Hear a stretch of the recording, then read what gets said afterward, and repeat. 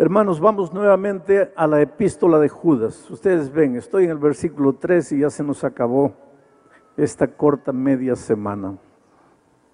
Vamos a leer el versículo 3 y el versículo 4. Amados, ayer vimos eso. Por la gran solicitud que tenía de escribiros acerca de nuestra común salvación, me ha sido necesario escribiros exhortándoos que contendáis ardientemente por la fe que ha sido una vez dada a los santos. Cuando Judas decidió escribir su libro, su carta, él tenía una cosa en mente: voy a explicar el tema de la salvación. No hay tema más sublime que el tema de la salvación, el misterio de la salvación, el misterio de la gracia. Como hombres pecadores, perdidos, podemos encontrar perdón, podemos encontrar una nueva oportunidad, podemos encontrar salvación en Cristo. Pues Judas quería tratar ese tema, pero él dice: yo quería tratar del tema de la salvación, pero ya que algunos están entrando a la iglesia torciendo el maravilloso tema de la salvación, necesito exhortaros para que contendáis ardientemente por la fe que ha sido una vez dada a los santos. Para que contendáis ardientemente. ¿Sabes que hay mucha gente que toma esta orden en el sentido de que hay que pelear por el evangelio, hay que atacar a las personas defendiendo el evangelio, hay que agredir a las personas defendiendo el evangelio porque lo estamos haciendo en nombre de Dios? Oh, queridos, eso es fundamentalismo. Cuando tú atacas a alguien pensando que estás defendiendo el evangelio, necesitas rebautizarte de nuevo. Pero hay que llenar el tanque mitad hielo y mitad agua y dejarte 1 hora remojándote ahí.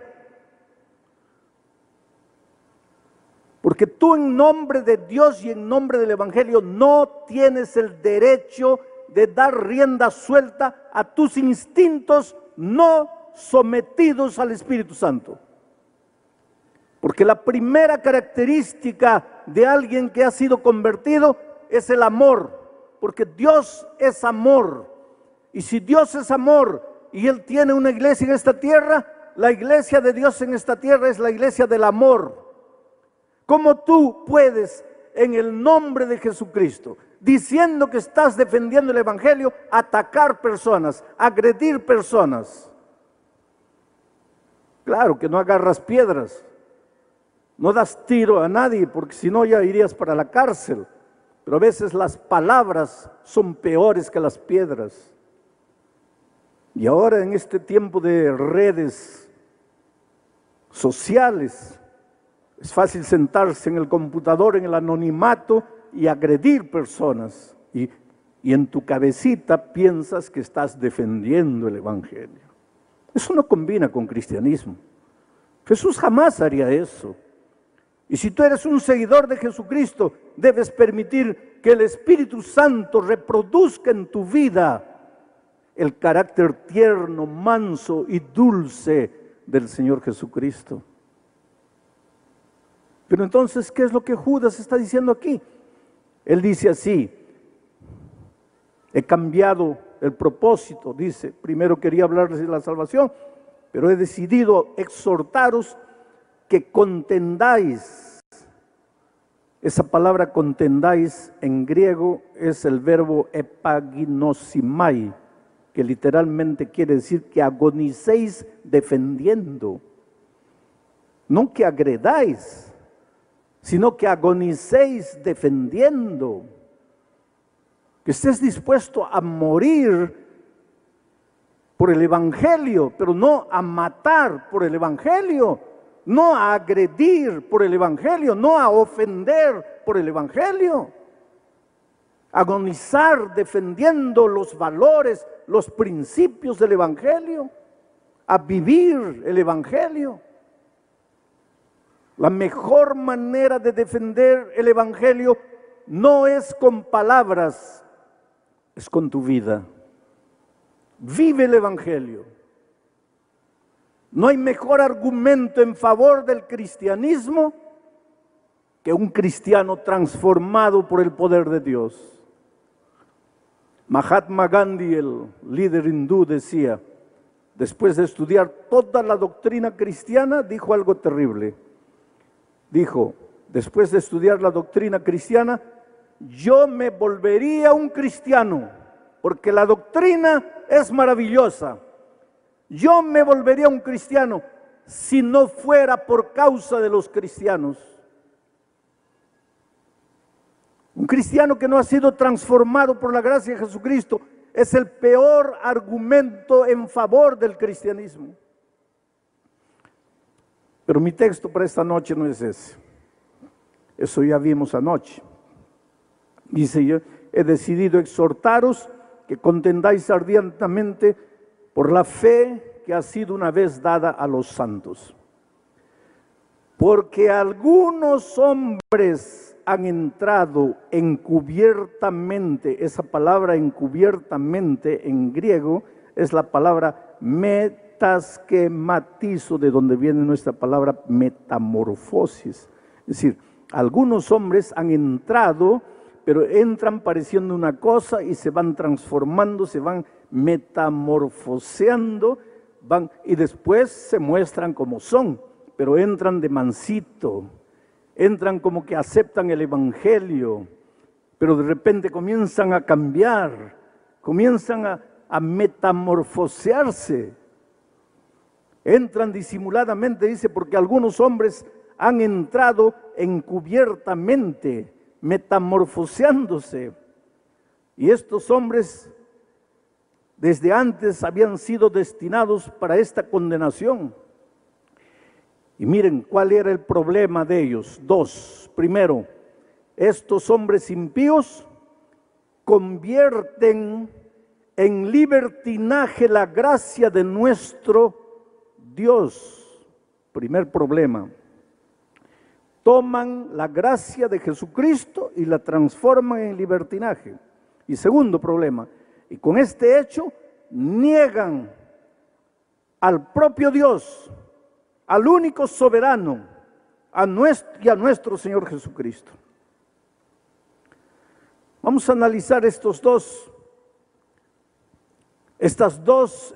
conceptos de apostasía que comenzaban a entrar en la iglesia. Dice, estos impíos convierten la gracia de Dios en libertinaje. Trata de pensar lo que está diciendo Judas. Estos impíos tratan de convertir la gracia de Dios en libertinaje. Quiere decir que esta gente habla de la gracia. Esta gente predica acerca de la gracia. Esta gente enseña acerca de la gracia. Pero Judas le dice, estos impíos. ¿Cómo puede alguien que cree en la gracia ser impío? ¿Cómo puede alguien que predica, que enseña, que canta sobre la gracia ser impío? Pero es lo que Judas dice. ¿Y por qué los llama impíos? La raíz de impío, malo, malvado, pero que entra disfrazado a las filas de la iglesia. Estos impíos toman un tema tan lindo, tan maravilloso como es la gracia de Jesucristo. ¿Qué es lo que te enseña la gracia de Jesucristo? Hijo, no importa quién eres, no importa cómo vives, no importa lo que has hecho, ven a los brazos del Señor Jesucristo para nacer de nuevo, ven para que seas transformado. Pero ¿qué hacen estos impíos? Ellos te dicen así, ven, la gracia de Jesucristo es abundante. No necesitas hacer nada para salvarte porque Cristo lo hace todo.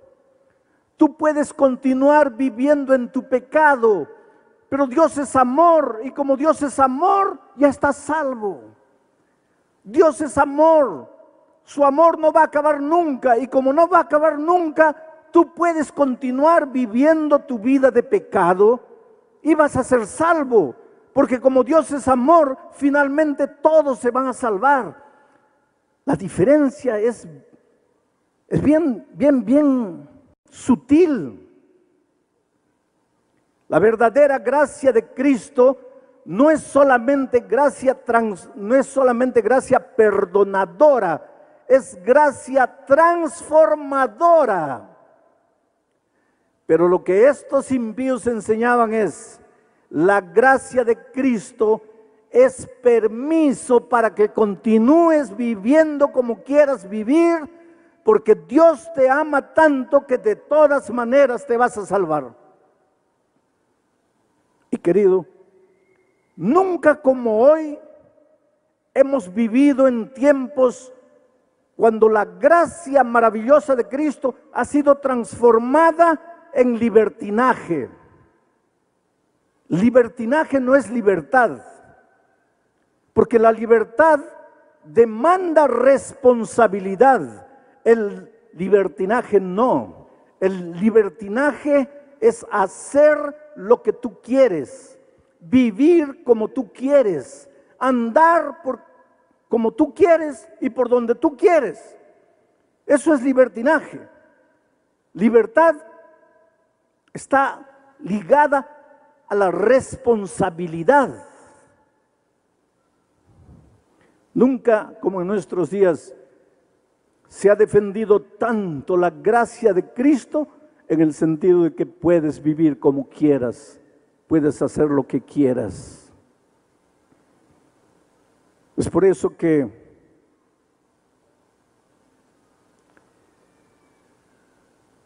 un hombre que duerme con otro hombre y no quiere abandonar el camino del pecado, dice que porque Dios es misericordioso y abundante en gracia, lo va a aceptar en su pecado. Oh, querido, Dios te ama mucho. Y te digo una cosa, no hay pecado que puedas haber cometido en la vida que Dios no te pueda perdonar. Dios es poderoso.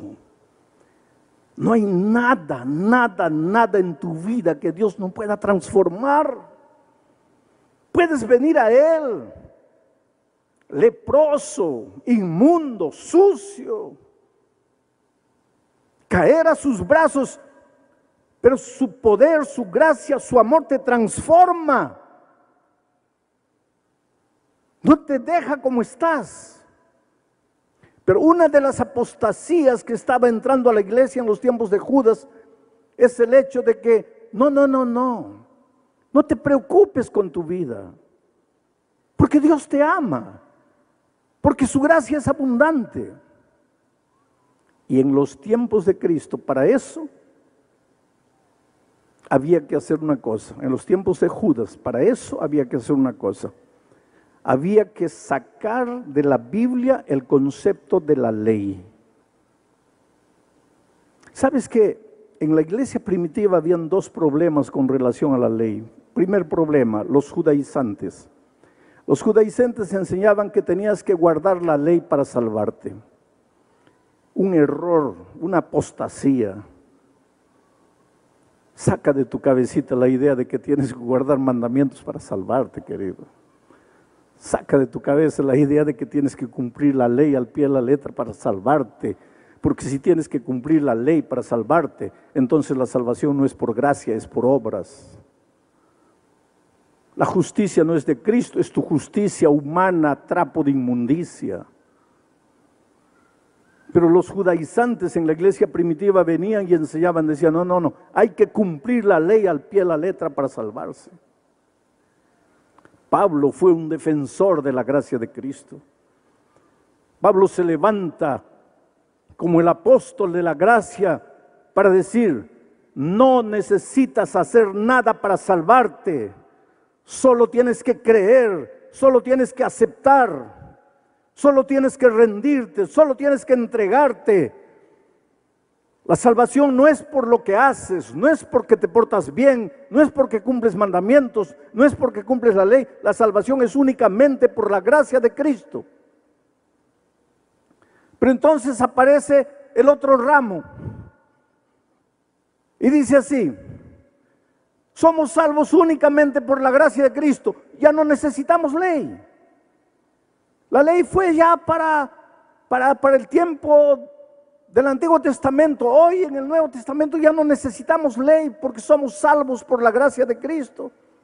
Pero que te digo una cosa esta noche: somos salvos únicamente por la gracia de Cristo. Esa es una de las verdades más cristalinas de la Biblia.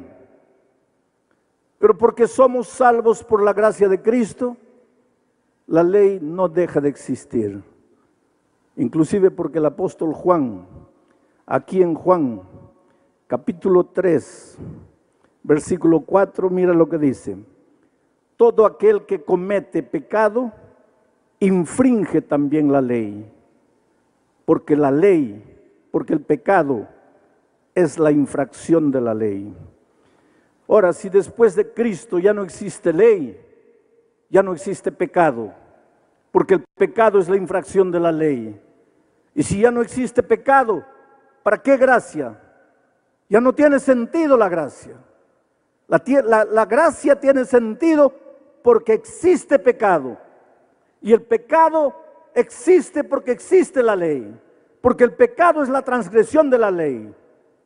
Ahora, Juan no dice que te vas a salvar guardando la ley.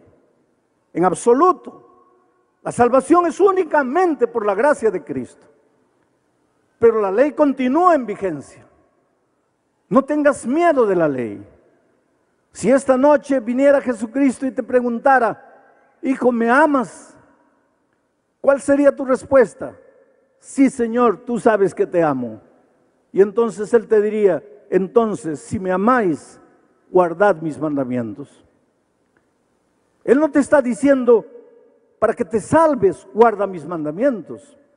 Él dice: si me amas, guarda mis mandamientos. La obediencia no es un requisito de salvación, porque la salvación es por gracia. La obediencia es una expresión de amor. No te atrevas a decir que amas a Dios si quieres continuar andando en tus propios caminos.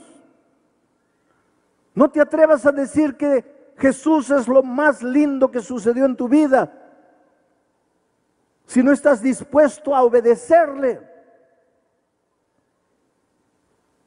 Oh querido, Dios te ama. ¿Sabes por qué Dios no aprueba el pecado? Y hay una cosa que tenemos que entender esta noche. Una cosa es el pecado y otra cosa es el pecador. Voy a repetir: una cosa es el pecado y otra cosa es el pecador. Jamás, queriendo combatir el pecado, combatas al pecador. Jamás, queriendo reprobar al pecado, repruebes al pecador. El pecado es lo más sucio, lo más inmoral y lo más opuesto al carácter de Dios. Pero el pecador es el ser más precioso a los ojos de Dios. No golpees al pecador queriendo golpear al pecado. Y te voy a decir algo más.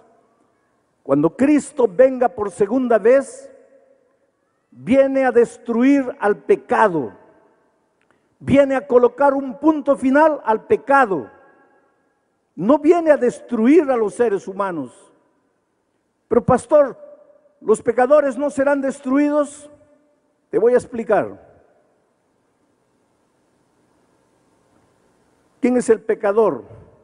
El que se agarra al pecado. ¿Qué es el pecado? La transgresión de la ley.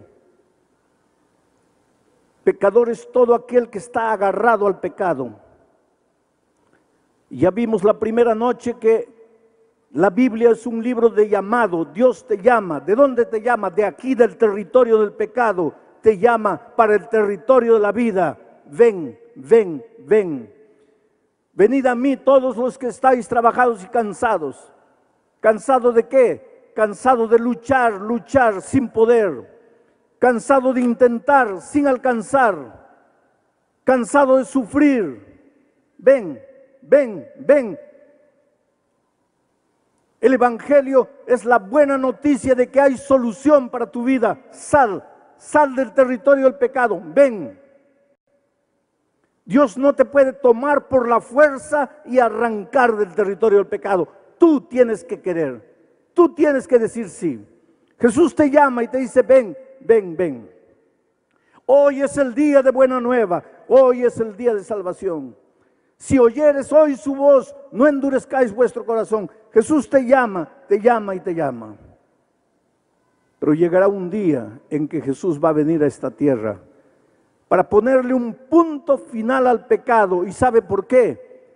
Porque tú eres un hijo amado de Dios y el pecado te destruye, el pecado te hace sufrir, el pecado te anula, el pecado te paraliza, el pecado destruye tu familia. Tu hogar en este momento está destruido por causa del pecado. El pecado te mete en deudas, el pecado deforma tu personalidad, el pecado te esclaviza. Dios no te creó para ser esclavo, Dios no te creó para vivir endeudado, Dios no te creó para vivir prisionero de los vicios, Dios te creó para libertad, Dios te ama. Y como el pecado te oprime, como el pecado te destruye, Dios no acepta el pecado de manera ninguna. Porque tú eres lo más precioso que Dios tiene y el pecado te destruye. Por eso Dios dice, ven, ven, ven. Pero un día va a tener que colocarle un punto final a la historia del pecado. Y cuando ese día venga y la ira de Dios sea derramada, será derramada sobre el pecado. Y los únicos seres humanos que serán destruidos serán aquellos que se agarraron con uñas y dientes del pecado y no lo quisieron soltar. Tú no tienes que tener miedo de los juicios divinos, porque hoy es el día de buena nueva. Dios te llama, te llama, te llama. Dios te suplica. Dios dice, aquí estoy a la puerta de tu corazón y te llamo. Si vienes a mí, entraré. Si me abres la puerta, entraré, viviré contigo. Oh queridos, ¿cómo entender que la gracia de Cristo no es licencia para pecar? ¿Cómo entender que la gracia de Cristo cuando llega a tu vida no te libra solamente del peso, de la culpa de tu vida pasada, sino que te liberta de las cadenas del pecado? Y entonces quedas como una paloma libre para volar, volar, volar por los horizontes sin fin. Si tú crees en la gracia perdonadora y transformadora de Cristo, esta noche puedes haber entrado aquí arrastrándote en tu pecado, amarrado a corrientes de vicios, de hábitos que te destruyen, amarrado a sentimientos de los cuales no te puedes libertar, amarrado a pensamientos inmundos que te perturban de día y de noche. Puedes haber entrado aquí arrastrando la lepra de tu pecado, pero el Señor Jesucristo esta noche está en esta arena y se mueve soberano en la persona de tu Espíritu Santo y llega cerca de ti y dice, hijo, si quieres yo te puedo libertar, si quieres yo te puedo curar, si quieres yo te puedo salvar. Déjate salvarte, deja de correr, deja de huir, deja de esconderte. Hoy es el día de buena nueva, hoy es el día de salvación. En Santa Cruz de la Sierra, hace muchos años atrás, dirigí una campaña de evangelismo en el Coliseo Deportivo de esa ciudad. Al final hice una invitación y dije, ¿cuántos quieren entregarle el corazón a Jesucristo? Y un ebrio vino por el corredor central. Estaba completamente ebrio porque él venía, pero venía tambaleándose. Y toda la gente se reía porque seguramente pensaba, ese pobre ebrio no sabe lo que está haciendo. pero él vino así ebrio, porque esa noche yo dije, ven a Jesús. Estás drogado, ven trayéndole tu drogadicción. Eres víctima de algún vicio, ven trayéndole tu vicio. No puedes sacar de tu corazón el odio, ven trayéndole tu odio. Ven a Jesucristo como estás. Recibe la gracia perdonadora, pero también recibirás la gracia transformadora. Ven a Jesucristo como estás. Y ese borracho creyó y fue allá tambaleando. Llegó aquí adelante y comenzó a llorar, llorar, llorar. Pues todos los ebrios lloran, eso no es novedad. Mucha gente llegó aquella noche al llamado, mucha gente. A la noche siguiente yo dije, los que han venido anoche ya no se levanten hoy. ¿Cuántos quieren entregar el corazón a Jesús? Y la primera persona que se levantó fue de nuevo el ebrio y vino todo tambaleando por el corredor. Y ahora sí la gente comenzó a reír, porque pensaban, está viendo, no sabe nada, no se da cuenta de nada, no entiende nada. El pastor dijo, los que se han levantado anoche ya no vengan, y él ya se levantó anoche. La tercera noche dije, ¿cuántos quieren aceptar a Jesús esta noche? Los que se han levantado las otras noches no vengan. Y pensé, el ebrio se va a levantar, pero el ebrio no apareció.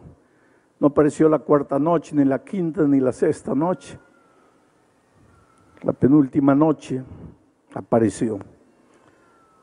Yo dije, ¿cuántos quieren aceptar el bautismo para nacer de nuevo en Cristo Jesús? Y la primera persona que vino adelante fue un hombre pantalón jeans, camisa blanca, bien bañado.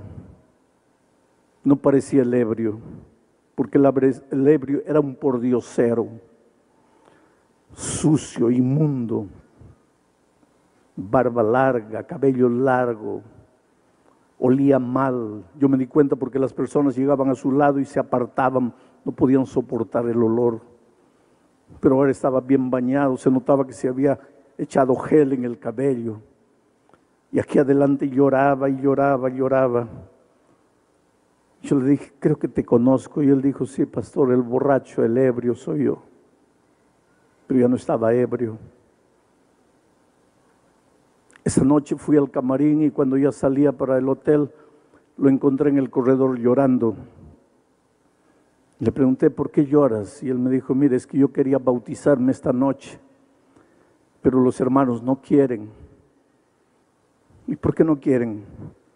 Porque dice que yo al comienzo de la semana estaba borracho y ¿cómo me voy a bautizar ahora? Me han pedido que espere un poco. Y está bien, pastor, yo voy a esperar. Pero si ellos conocieran mi historia, ellos no me pedirían que espere. ¿Y cuál es tu historia? Y él me contó. Con 20, 21 años, era ingeniero de minas de una de las más grandes empresas mineras allá de Bolivia.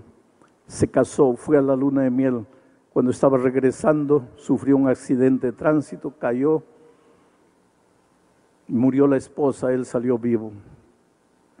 Y él contándome la historia, lloraba y decía, pastor, yo maté a mi esposa, una joven de 20 años, en la flor de la vida. Le dije, no, me estás diciendo que fue un accidente. Sí, pastor, pero quien tenía que morir era yo, quien estaba manejando el carro era yo. ¿Por qué salí vivo? ¿Por qué ella murió? Y él me dice, en ese tiempo yo no conocía a Jesucristo. Yo, querido, yo te pregunto, cuando el dolor de esta vida llega, porque el dolor llega, a veces el dolor de esta vida te golpea aquí en el hígado, te deja sin poder respirar. Cuando un hijo muere, cuando pierdes el empleo, cuando te dicen que estás con cáncer, cuando te dan solo 2 meses de vida, cuando el dolor te llega. Y si tú no tienes a Cristo, ¿qué haces? Pues él me dijo, pastor, en ese tiempo yo no tenía a Jesús. Entonces comencé a beber para olvidar mi dolor, beber. En 6 meses perdí el empleo. Bebía todos los días. Perdí la familia, perdí los amigos, perdí todo. Pastor, durante 30 años he vivido en la calle, haraposo, mendigo. pidiendo limosna para beber, 30 años sumergido en el vicio, durmiendo en los cementerios, durmiendo en la calle. Y la primera noche que entré aquí, yo no entré porque quería escuchar el evangelio, sino porque la puerta estaba abierta. Y a pesar que yo estaba borracho, entendí lo que usted dijo, que Jesús me ama, que Jesús podía transformar mi vida. Y cuántas veces yo, en las noches frías, levanté los ojos al cielo y dije: Dios mío, ¿para qué vine al mundo? ¿Para qué estoy aquí? ¿Para qué nací? Y ahora usted me decía que si le entregaba mi vida a Cristo, su gracia perdonadora sería también su gracia transformadora. Y yo creí, pastor, y por eso la primera noche, así ebrio, fui adelante. Y la segunda noche, ¿usted piensa que yo no entendí? Yo entendí. Usted dijo que no vinieran las personas de la noche anterior, pero es que la noche anterior, después de aceptar a Jesucristo, yo salí y continué bebiendo. Entonces la siguiente noche dije: mi decisión de ayer ya no sirvió, me voy a entregar de nuevo. Por eso vine, aunque la gente no entendía y se reía de mí. Pero esa noche salí y ya no bebí. Y pastor, hoy está completando 5 días, después de 30 años que he bebido todos los días. Hoy completo 5 días sin colocar una gota de alcohol en mi boca. Eso es un milagro. Yo te digo una cosa, querido, eso es un milagro. La vida cristiana está hecha de milagros. Mientras estés prisionero del pecado, justificando tu pecado, explicando tu pecado, tratando de driblear la palabra de Dios, mientras estés tratando de esconderte en tus propios argumentos, no eres feliz, no tienes paz en el corazón. Necesitas rendirte, necesitas entregarte. Hoy es el día de buena nueva, hoy es el día de salvación. Y ese hombre se entregó y quería bautizarse, y los hermanos le dijeron: no puedes bautizarte porque hace 5 días estabas borracho. Había un hermano que estaba al lado escuchando todo y se acercó y lo abrazó emocionado y le dijo: hermano, perdóname, soy yo el que dije que no podías bautizarte, pero es que yo no conocía tu historia. Si tú quieres, puedes bautizarte. Yo te digo una cosa en el nombre de Jesús: no juzgues a las personas.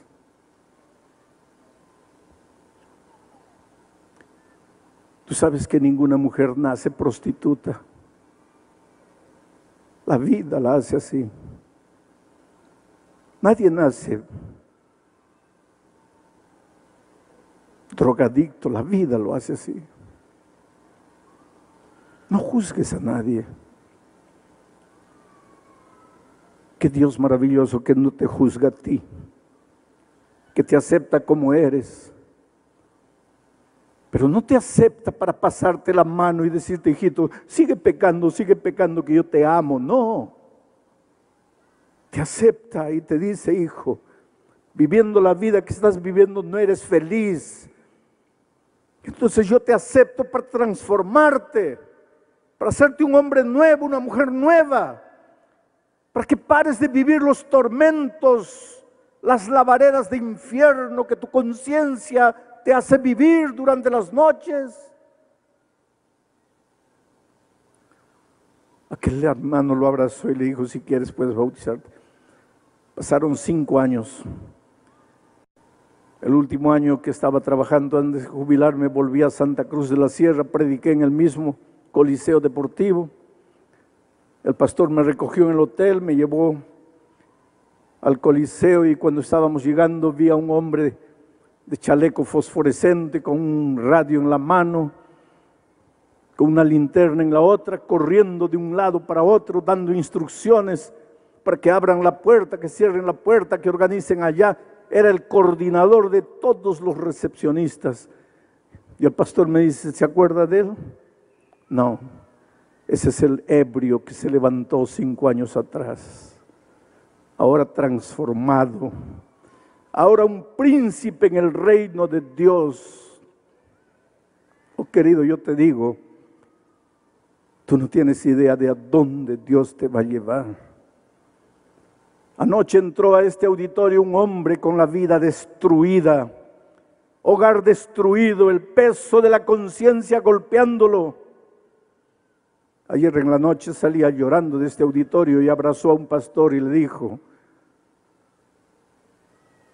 yo creo en la palabra de Dios porque yo entré uno y estoy saliendo otro.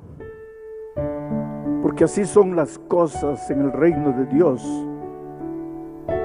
Tú vienes a Él como eres, andrajoso como el hijo pródigo, oliendo a estiércol de puerco, cubierto de trapos de inmundicia. El Padre en su amor te recibe, pero no para dejarte vistiendo trapos de inmundicia. Él te baña, Él te da su manto de justicia divina. Él te hace hijo de nuevo en el reino de Dios. Y no importa lo que has hecho con tu vida. Nunca digas, Dios mío, ¿qué hice con mi vida? Pregúntate, Dios mío, ¿qué haré con mi vida a partir de hoy? Porque hoy es el día de buena nueva. Hoy es el día de salvación. Las 2 noches anteriores ustedes se han levantado aceptando a Jesucristo como su Salvador. Esta noche voy a hacer otra invitación. Si tú quieres prepararte para el bautismo y sellar tu pacto de amor con Dios un día, yo te voy a pedir que te levantes y vengas diciendo al Señor Jesús, yo quiero nacer del agua y del Espíritu.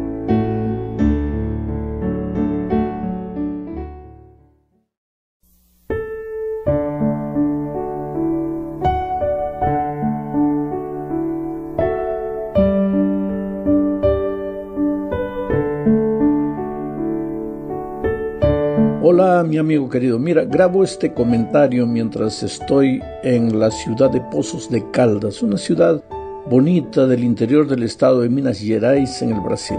Estoy participando de un concilio para ministros de la página impresa. Bueno, hoy iniciamos un nuevo trimestre y veremos a lo largo de estos 3 meses cuál es la mejor manera de prepararse para el tiempo del fin, porque es evidente que vivimos en los últimos días de la historia de este mundo. Sabes, este mundo no puede continuar como está. El dolor, el sufrimiento, la injusticia, la violencia tienen que llegar al fin. Bueno, el tema de hoy lleva como título El origen del conflicto cósmico. Porque te digo una cosa, todas las cosas malas que suceden en la Tierra son consecuencia de este conflicto cósmico. ¿Sabes? Hay una lucha invisible entre el bien y el mal. Existe una lucha invisible entre Cristo y Satanás. Es una lucha espiritual. No es con bombas y cañones. Y el territorio de este conflicto es la mente y el corazón del ser humano. Pero la pregunta crucial es, ¿cómo empezó este conflicto? ¿Dónde empezó? ¿Por qué empezó? ¿Cómo apareció el mal? Sabes, el origen del mal no tiene explicación. Si lo tuviera, pues sería justificable, pero nada justifica el hecho de que un ángel perfecto como Lucifer hubiera dado cabida al pecado en su corazón. ¿Por qué quiso Lucifer todo para él? ¿Por qué no le fue suficiente lo que él era y lo que él tenía? La Biblia no explica la razón, simplemente narra los acontecimientos de la manera que ocurrieron. Y yo siempre digo, hay que respetar el silencio de Dios. Si Él no explicó detalles, es porque lo que está dicho en su palabra es lo suficiente. Pero para entender un poco este asunto, necesitamos leer Ezequiel capítulo 28, versículos 14 al 17. Dice, tú querubín, grande protector, yo te puse en el santo monte de Dios. Allí estuviste en medio de las piedras de fuego, te paseabas. Perfecto eras en todos tus caminos. desde el día en que fuiste creado hasta que se halló en ti maldad. A causa de la multitud de tus contrataciones fuiste lleno de iniquidad y pecaste, por lo que yo te eché del monte de Dios y te arrojé de entre las piedras de fuego. Oh querubín protector, se enalteció tu corazón a causa de tu hermosura, corrompiste tu sabiduría a causa de tu esplendor. Yo te arrojaré por tierra, delante de los reyes te pondré para que miren en ti. Mi amigo, mira, hay varios pensamientos que necesitamos estudiar en este texto. El primero está en la expresión, yo te puse en el santo monte de Dios. Tú puedes ver por estas palabras que Lucifer no era un ángel común, era un querubín, estaba en el santo monte de Dios. Los querubines pertenecen a un grupo especial de ángeles. En la Biblia aparecen muchas veces en misiones especiales. Casi siempre están cerca del trono de Dios. La expresión te puse en el santo monte de Dios expresa esta idea de que Lucifer era un querubín, un ángel especial.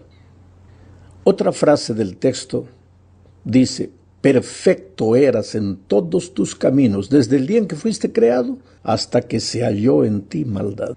Ahora, este es otro pensamiento interesante, porque Dios no creó al diablo. Él era perfecto. Dios creó un ángel perfecto. Pero entonces viene la pregunta, ¿por qué un ángel perfecto daría cabida al mal en su corazón? Déjame ponerlo de esta manera. Para ser perfecto, Lucifer necesitaba ser libre, y para ser libre tenía que tener la capacidad de escoger, si no, ¿cómo sería libre? Bueno, para poder escoger era necesario que hubieran dos caminos, la posibilidad del bien y del mal. Si solo hubiera la posibilidad del bien, ¿cómo o entre qué podría haber escogido Lucifer? Y si no pudiera escoger, no sería libre, y no siendo libre, no sería perfecto. Ahora, ¿eso quiere decir que el mal ya existía antes? No, claro que no, porque la posibilidad de no es él. Te voy a dar un ejemplo. Todos nosotros tenemos la posibilidad de contraer SIDA. Claro que sí. Ahora, ¿eso quiere decir que estamos con SIDA? Claro que no, porque la posibilidad de no es él. Entonces, ¿por qué Lucifer, pudiendo haber escogido la posibilidad del bien, escogió la del mal? Pues eso es un misterio. Pablo, escribiendo a los tesalonicenses, le llama al surgimiento del mal el misterio de la iniquidad. Hay un pensamiento más en el texto de Ezequiel que leímos, y ese pensamiento nos presenta la causa de la decisión equivocada del pecado de Lucifer. El texto menciona dos causas. La primera es tus contrataciones y la segunda es tu hermosura. La palabra contrataciones viene del hebreo rekulah, que significa literalmente vender, traficar, cambiar. Pero tú solo puedes vender o cambiar lo que es tuyo. Sin embargo, Lucifer, como tú y como yo, no era dueño de nada, era apenas un ser creado. Sin embargo, el hecho de estar siempre cerca al trono de Dios y gozar de la confianza divina hizo que en algún momento él comenzara a sentirse dueño de lo que Dios le había confiado. Entonces empezó a traficar, esto es, a vender ilegítimamente lo que no era suyo. Y cuando una persona hace repetidamente la misma cosa, con el tiempo pierde la noción de lo que es correcto y lo acepta como normal. Ese fue el primer problema de Lucifer, que él se apoderó de la vida que era de Dios. Ahora, el segundo problema, la segunda causa de su pecado fue su hermosura, dice el texto bíblico. El original hebreo da la idea de esplendoroso, brillante. Bueno, belleza, esplendor y brillantez podrían haber sido una bendición en las manos de Lucifer, y sin embargo fueron su desgracia. ¿Explica eso por qué a veces Dios no nos confía algunos talentos? ¿No podrían ser la tragedia de nuestra vida si recibiéramos esos talentos? Por eso, querido, yo te digo una cosa, acepta el hecho de ser como eres. Dios nunca se equivoca. Tú, con lo que eres, de la manera que eres, con lo que tienes o no tienes, eres lo más precioso a los ojos de Dios. Sé feliz así. Aprende a hacerlo. No andes por la vida quejándote de no ser más alto, más bajo, o más gordo, o más flaco. Simplemente sé tú mismo y serás feliz. Bueno, el pecado no se quedó solo en el cielo, sino que se trasladó a la tierra. Esta es la segunda parte del estudio. Génesis capítulo 3, versículos 1 al 7, relata cómo Adán y Eva fueron engañados. En realidad, lo que ellos decidieron fue andar solos por su cuenta, seguir sus propios caminos. Ellos, Adán y Eva, como todos nosotros, habían sido creados para andar con Dios. Pero en el momento de la tentación, el diablo se presentó a ellos y trató de llevarlos a tomar una decisión equivocada. Les dijo que si comiesen del fruto serían igual a Dios. Y esa idea pues les pareció fascinante, tan fascinante que decidieron seguir su propio camino. Pecaron. ¿Sabes? Una de las palabras hebreas para pecado es la palabra awón, que significa apartarse del camino, extraviarse, andar errante. Cuando ellos pecaron, Adán y Eva se separaron de Dios, abandonaron el camino de Dios, escogieron su propio camino y se volvieron errantes. Se extraviaron del camino. Pero hay algo que debemos tener en cuenta. Adán y Eva no podrían haber dicho que no sabían que existía un enemigo que trataría de destruirlos. La Biblia no lo dice explícitamente, pero cuando Eva le dijo a la serpiente que el Señor les había dado un permiso para comer cualquier fruto del huerto, menos del fruto de aquel árbol, estaba declarando que ella sabía perfectamente lo que Dios le había dicho antes de que la serpiente apareciera. En otras palabras, ella no podría afirmar completamente que fuera engañada. Ella sabía lo que estaba haciendo, pero decidió hacerlo. Y en este punto encontramos una estrategia del enemigo que será usado a lo largo de los tiempos. Primero te va a llevar a tomar una decisión equivocada, pero para eso él tiene una estrategia especial. Él difícilmente se presentará a ti en forma de diablo.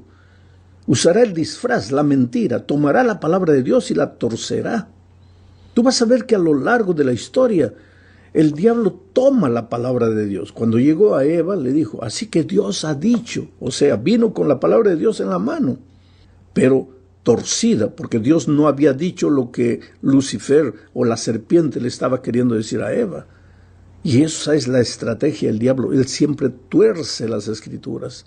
Él no niega la palabra de Dios, él la usa, pero la usa de manera equivocada. En los últimos días esto será más notable. Y los cristianos debemos estar apercibidos para conocer la palabra de Dios como está escrita y no como los hombres quieren que nosotros la entendamos. En la tercera parte de este estudio, veremos que este conflicto cósmico se lleva a cabo en los cielos y en la tierra. Leamos lo que dice Apocalipsis capítulo 12, versículos 7 al 9. Después hubo una gran batalla en el cielo. Mira, ahí está, la batalla en el cielo. Miguel y sus ángeles luchaban contra el dragón. Miguel es Cristo. Y sus ángeles luchaban con el dragón, el diablo, la serpiente. Y luchaban el dragón y sus ángeles, dice el texto. Pero no prevalecieron, ni se halló ya lugar para ellos en el cielo. Y fue lanzado fuera el gran dragón, la serpiente antigua, que se llama Diablo y Satanás. Aquí está identificado Lucifer, el cual engaña al mundo entero. Fue arrojado a la tierra y sus ángeles fueron arrojados con él. Ahora, mi amigo, este texto que acabo de leer, en realidad forma parte de todo el capítulo 12. Y en el capítulo 12 se describe que el gran conflicto comenzó en el cielo, con el texto que acabo de leer, pero que después se proyectó a la tierra, porque la esencia del conflicto es la decisión personal de los seres creados. En el cielo, una tercera parte de los ángeles decidió seguir el camino propuesto por Lucifer, pero las 2/3 partes decidieron permanecer fieles a Dios. Decidieron, tanto los malos cuanto los buenos, decidieron. En la tierra también hoy la base del conflicto es la decisión personal. Por eso dije que este conflicto no es una pelea, una batalla de bombas ni cañones, sino un conflicto de ideas. Y el campo de batalla es la mente y el corazón del ser humano. Satanás trata de llevar a los seres humanos a sus caminos, mientras Cristo llama a los hombres y mujeres a andar en los caminos de Dios. Y cada ser humano es responsable de su decisión. Nadie puede argumentar que no sabe nada acerca del conflicto, porque la Biblia pues narra con exactitud la historia de este conflicto. desde el levantamiento de Lucifer en el cielo hasta nuestros días, cuando Satanás suelta su ira contra los que permanecen fieles a Jesús, todo está relatado en la Biblia. Por eso Apocalipsis 12, todo el capítulo no relata solo lo que sucedió en el cielo, sino que presenta la persecución del dragón contra la mujer vestida de blanco. Esta mujer es símbolo de la iglesia de Dios, de los hijos fieles de Dios. Mira lo que dice Apocalipsis 12, 1 al 4. Apareció en el cielo una gran señal. Una mujer vestida de sol, con la luna debajo de sus pies, y sobre su cabeza una corona de 2 estrellas. Estas 2 estrellas son símbolo de los 12 discípulos. Esta es la iglesia cristiana naciente. Y sigue diciendo, y estando encinta clamaba con dolores de parto, en la angustia del alumbramiento. ¿Quién iba a nacer? Cristo. También apareció otra señal en el cielo.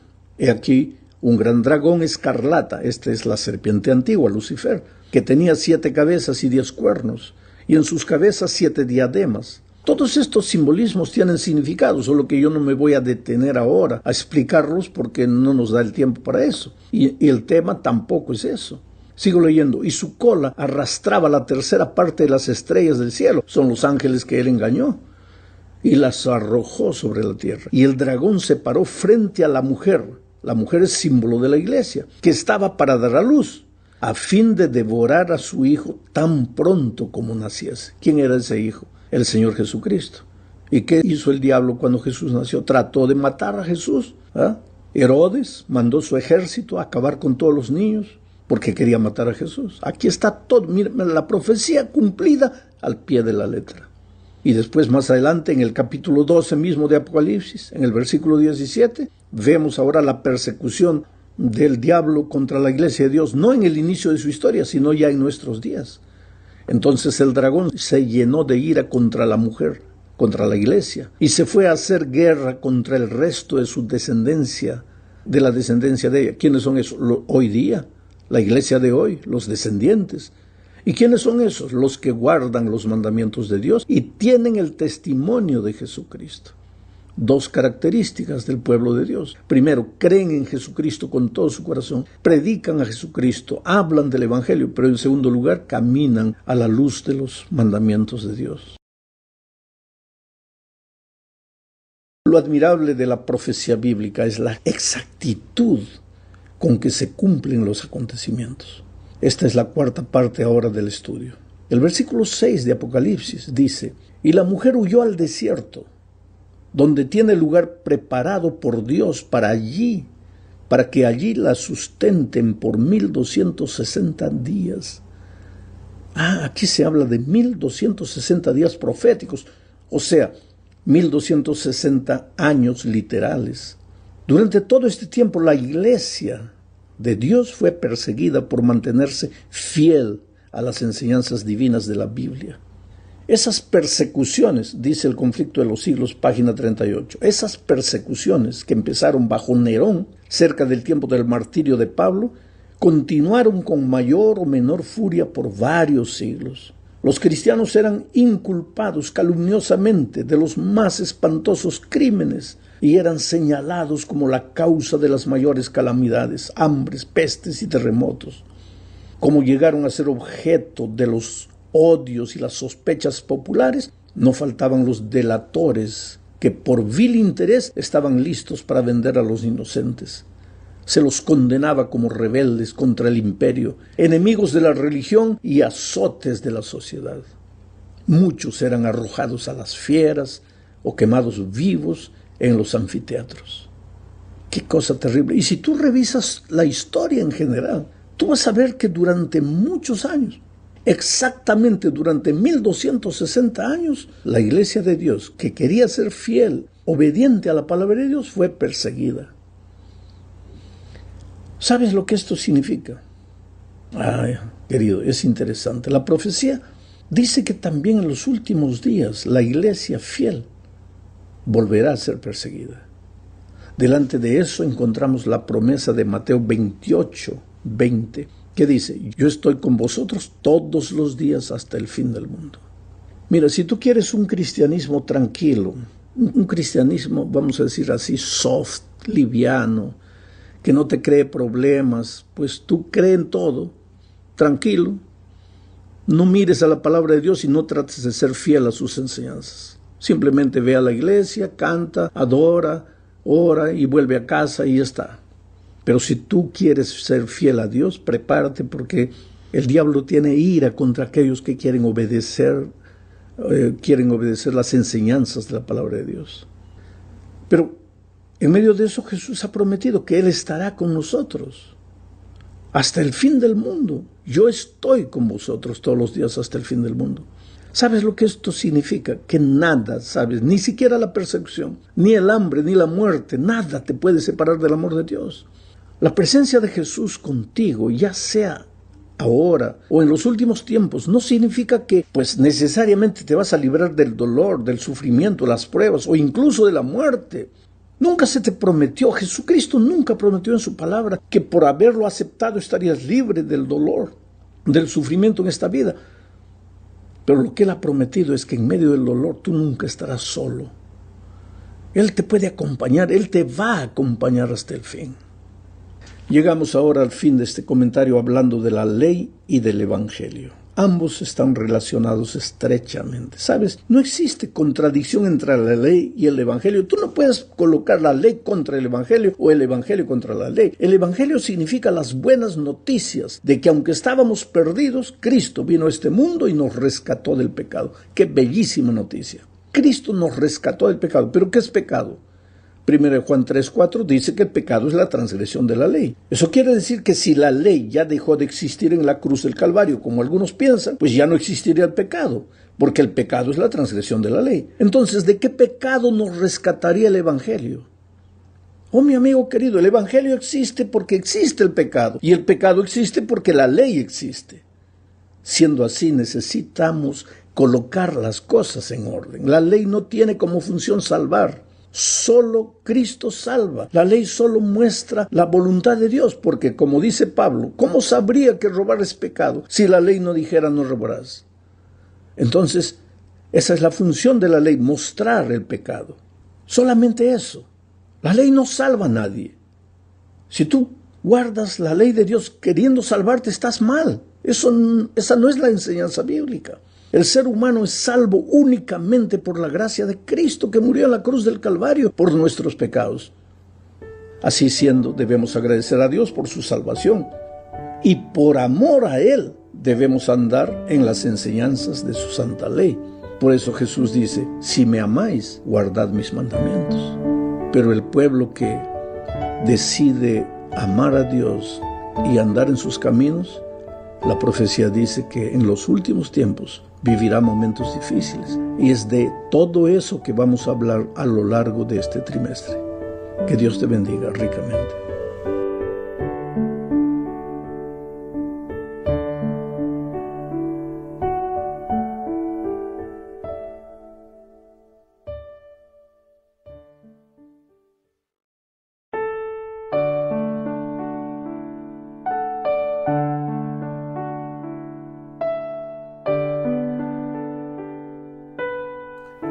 Hola, querido.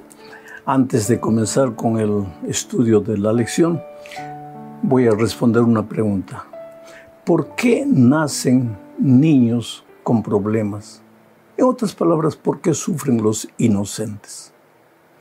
En cierta ocasión, Jesús y sus discípulos estaban caminando y vieron a un hombre ciego de nacimiento, un sufridor, una persona inocente que no habían hecho nada para nacer ciego. Pero los discípulos le preguntaron a Jesús, ¿quién pecó, este o sus padres, para que naciese ciego? La respuesta del Señor Jesucristo es interesante. Él dijo, ni este pecó ni sus padres, sino que para que las obras de Dios sean reveladas, este nació así. Eso parece injusto. Quiere decir que Dios permite que nazcan personas con problemas solo para que las obras de Dios se revelen. ¿Qué tipo de Dios egoísta sería ese? Aquí necesitamos entender que en el griego ese para qué, ni este pecó ni sus padres, pero para qué. Esa interjección para qué en griego es iná, que quiere decir ya que o para qué. Ahora vamos a leer el texto de la manera, ni este pecó ni sus padres, pero ya que ha nacido así, las obras de Dios se van a revelar. Oh querido, desde que el pecado entró al mundo, el dolor es una ley. Sufren los grandes, los pequeños, los culpables, los inocentes, los hombres, las mujeres, los niños, los ancianos. El dolor es inevitable, pero ya que el dolor es inevitable, mientras Cristo no vuelva, porque cuando Cristo vuelva acabará el dolor, ya que mientras estamos en este mundo, ya que el dolor es inevitable, las obras de Dios serán manifestadas. Esto es maravilloso. Dios no es culpable del sufrimiento. El pecado entró por causa nuestra. Hoy peregrinamos en este mundo de dolor, pero nos resta la esperanza de que Jesús viene para colocarle un punto final al dolor en este mundo. Ahora sí vamos a la lección número 13 para el 29 de junio del año 2024. Esta es la última lección. La próxima semana entramos al estudio del Evangelio de San Marcos, un nuevo trimestre. Pero la última lección de este trimestre tiene como título El triunfo del amor. Y el propósito de este estudio es mostrar que finalmente, después de una larga lucha, de un largo conflicto, finalmente el amor de Dios vencerá. Finalmente el dolor tendrá fin. Finalmente entraremos al reino de los cielos con el Señor Jesucristo. Hablemos del primer subtítulo, Esperanza en tiempos difíciles. Mira, aquí vamos a hablar del fin del tiempo de gracia y de la angustia de Jacob. Te digo una cosa, Dios es amor. Si dependiese de Dios, todos los seres humanos se salvarían. Pero no depende solo de Dios. Dios ha hecho todo lo que era necesario hacer para salvar al ser humano. Pero como Dios creó al hombre libre, no lo puede forzar, no le puede obligar a aceptar la salvación.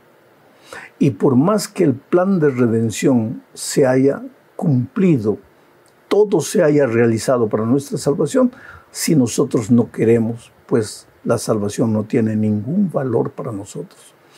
Esta idea va contra el universalismo, porque hay gente que cree que Dios es amor, Dios es misericordia y por tanto todos se salvarán. No.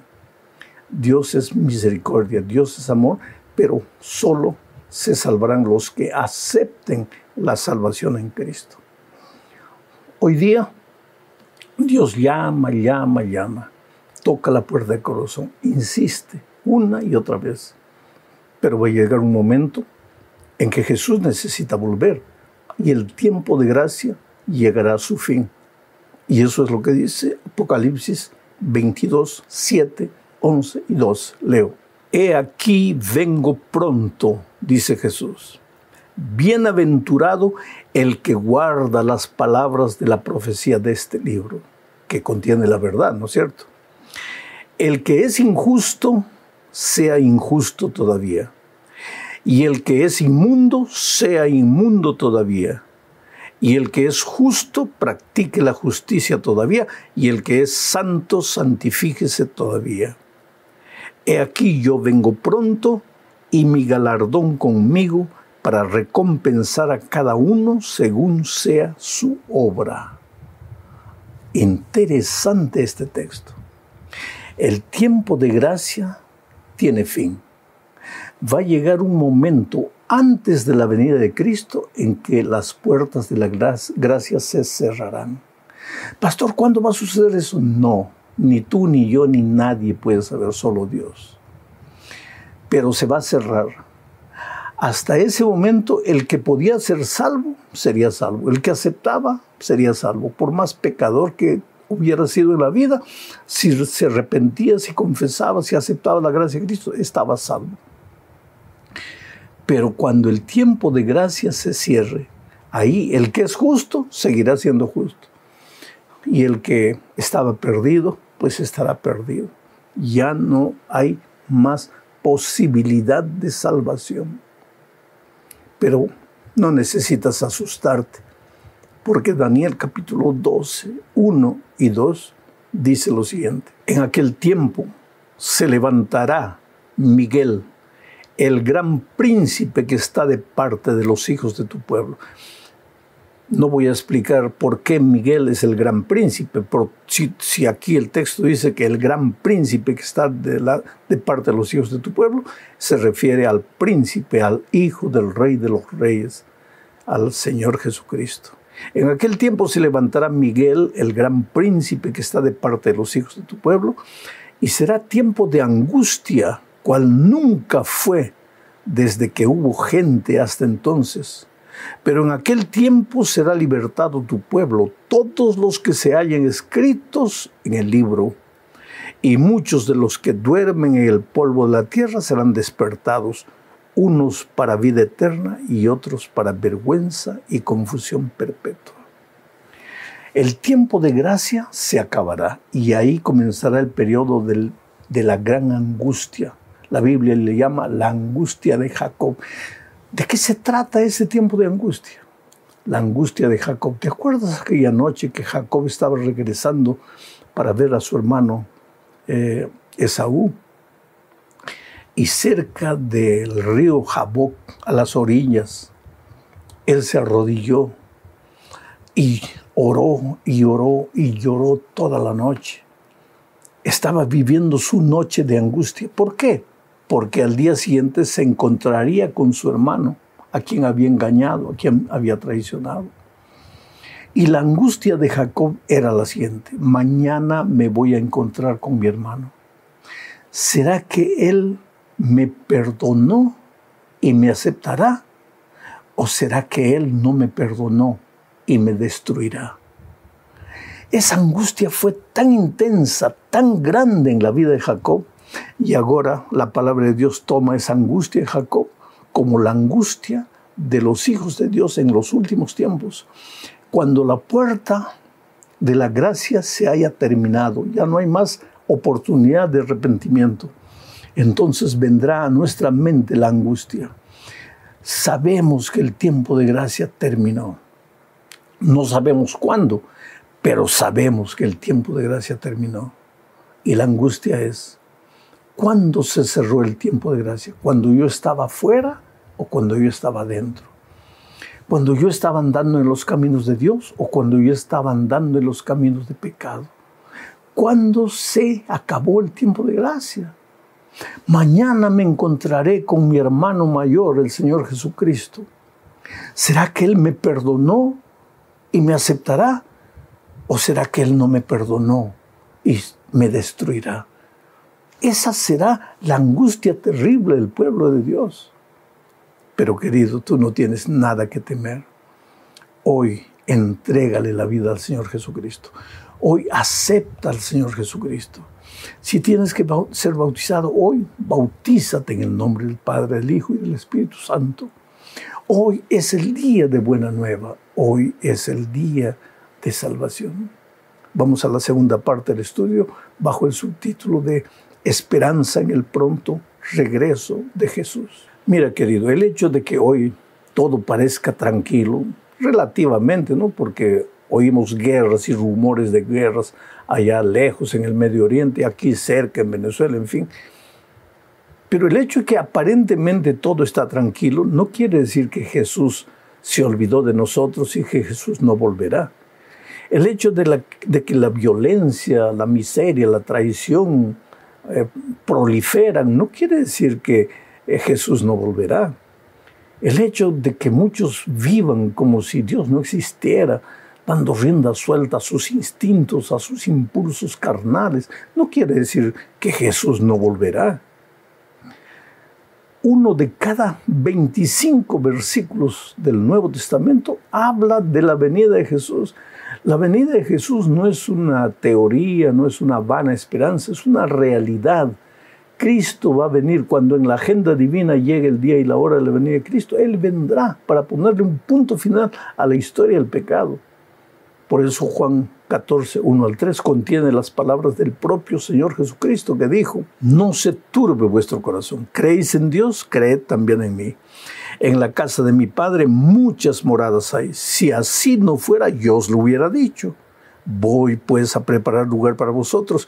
Y si me fuere y os prepararé el lugar, vendré otra vez y os tomaré a mí mismo, para que donde yo estoy, vosotros también estéis. De esta promesa maravillosa que el propio Señor Jesucristo hizo, Él dijo: vendré otra vez. Y Dios no es hombre para que mienta, ni hijo de hombre para que cambie su opinión. Dios es Dios. El Señor Jesucristo es Dios, uno con el Padre y con el Espíritu.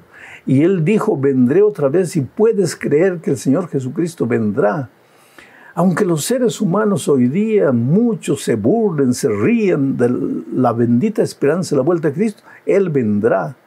Y a sus hijos, a los que creen en su palabra, Él les dice: no se turbe vuestro corazón. En otras palabras, no os entristezcáis, no os desesperéis, aunque veáis el pecado multiplicándose, aunque veáis que el mundo parece que se va a desaparecer solo, no temáis, porque yo volveré. ¿Y qué es lo que Tito 2, 11 al 14 dice? Leo: porque la gracia de Dios se ha manifestado para salvación a todos los hombres, la gracia de Dios, enseñándonos que renunciando a la impiedad y a los deseos mundanos, vivamos en este siglo sobria y justa y piadosamente. Quiere decir que la gracia de Dios no hace que vivamos como querramos, sino que la gracia de Dios nos enseña que renunciando a la impiedad y a los deseos mundanos, vivamos en este siglo sobria, justa y piadosamente, aguardando la esperanza bienaventurada y la manifestación gloriosa de nuestro gran Dios y Salvador Jesucristo, quien se dio a sí mismo por nosotros para redimirnos de toda iniquidad y purificar para sí un pueblo propio, celoso de buenas obras. ¿Qué dice Pablo en la carta a Tito? Dice que la gracia del Señor Jesucristo se manifestó, colocó en nuestro corazón la esperanza de su venida, de su segunda venida. La gracia del Señor Jesucristo nos enseña a vivir sin mancha en este mundo. Y dice que la gracia del Señor Jesucristo visa preparar un pueblo para encontrarse con Cristo, pero un pueblo celoso de buenas obras. ¿Tú ves de qué manera maravillosa Pablo une la gracia y las obras? Somos salvos por la gracia para preparar un pueblo deseoso de buenas obras. Las obras tienen un lugar en la vida del cristiano. Las obras no salvan, la gracia salva. Pero si la gracia te salvó, vas a producir buenas obras. Vas a seguir en obediencia a los 10 mandamientos de Dios. Vamos a la tercera parte. Aquí se habla del milenio en la tierra. ¿Qué sucederá cuando Jesús regrese? Veamos lo que dice Apocalipsis 20, 1 al 3.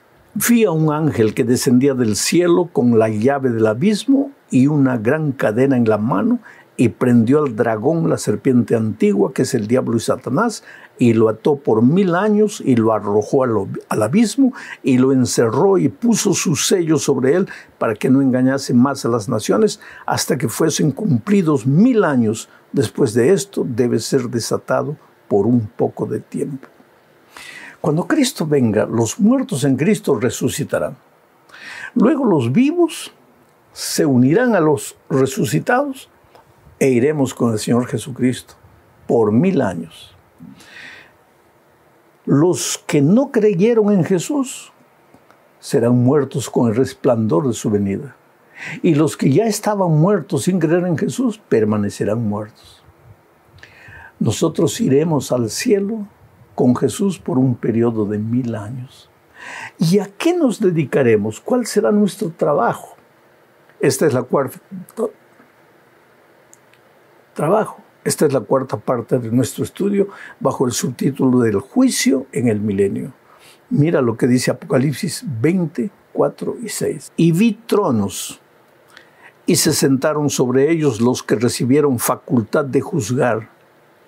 Y vi las almas de los decapitados por causa del testimonio de Jesús y por la palabra de Dios, los que no habían adorado a la bestia ni a su imagen y que no recibieron la marca en sus frentes ni en sus manos, y vivieron y reinaron con Cristo 1000 años. Bienaventurado y santo el que tiene parte en la primera resurrección. La segunda muerte no tiene potestad sobre ellos, sino que serán sacerdotes de Dios y de Cristo, y reinarán con Él 1000 años. ¿Qué es lo que entendemos aquí? Voy a hacer un resumen nuevamente. Cuando Cristo venga, los muertos en Cristo resucitarán. Los vivos que fueron fieles al Señor Jesucristo y a su palabra, se unirán con los resucitados e irán durante 1000 años al cielo. Los muertos que no creyeron en Cristo permanecerán muertos. Y los vivos que no creyeron en Cristo morirán con el resplendor de su venida. El diablo prácticamente estará preso por las circunstancias. No tendrá a quién engañar, no tendrá a quién seducir. Estará preso no con cadenas, sino preso por las circunstancias. La tierra desolada, vacía. ¿Y qué eran los redimidos en el cielo? El texto bíblico que acabo de leer dice que se abrirán los libros y ellos revisarán. ¿Por qué? Porque algunas personas que tú piensas que se salvarán no estarán allá. Y algunas que tú pensabas que se perderían estarán allá. Y entonces, para aclarar cualquier duda, tú tendrás la oportunidad de revisar los libros. A eso se llama el juicio del milenio. No es un juicio que determina nada, es un juicio que comprueba por qué las cosas fueron como fueron. 1000 años. Al terminar los 1000 años, pues Dios decide traer la santa ciudad a la tierra, porque nuestro verdadero hogar será en esta tierra. En el cielo estaremos solamente 1000 años. Volveremos. Pero ahí, en esta tierra, los muertos de todas las edades resucitarán. A eso se llama la segunda muerte. Y el diablo quedará contento, porque al ver a todo el mundo resucitado va a decir, nuevamente, ahora sí. Y cuando Jesús está volviendo con la santa ciudad y los redimidos, el diablo va a hacer guerra. Y ahí sí va a llover fuego y azufre y el punto final del pecado. Ya no se levantará nunca más. Estamos entre dos eternidades. Mira lo que dice la quinta parte. Cuando Jesús regrese, solo habrá dos grupos. Leo lo que dice 2 Corintios 5:10. Porque es necesario que todos nosotros comparezcamos ante el tribunal de Cristo, para que cada uno reciba lo que haya hecho mientras estaba en el cuerpo, sea bueno o sea malo. Solo dos grupos. Aquellos que confiaron en Cristo, aceptaron la gracia de Cristo, y aunque en algún momento de su vida, cuando no conocían a Jesús, vivieron en la miseria, el pecado, pero se arrepintieron y aceptaron a Jesús, estarán en el grupo los redimidos para recibir el galardón que Jesús viene a traerles. El otro grupo es aquellos que no obedecieron a Jesús y que muchas veces, pensando obedecer a Jesús, solo obedecieron tradiciones humanas. Aquellos que cerraron sus ojos a la verdad de la palabra de Dios, cerraron sus oídos al evangelio puro y eterno de la palabra de Dios. Solo dos grupos, ovejas y cabritos. Las vírgenes prudentes, las vírgenes insensatas. Cristo viene para llevar a su pueblo. ¿Eres tú parte de su pueblo? Abre tu corazón a Jesús. Entrégale tu vida. Oh querido, no se trata de esta es mi iglesia, la tuya es esta, yo defiendo mi iglesia, tú defiendes. No, no se trata de eso. Se trata de abrir los ojos a la palabra de Dios y seguir lo que la palabra de Dios dice y hacer caso a la voz del Espíritu Santo que te habla. Que Dios te bendiga ricamente. Si no nos vemos nunca en esta tierra, yo quisiera verte un día en el reino de los cielos. Un gran abrazo. Felicidades.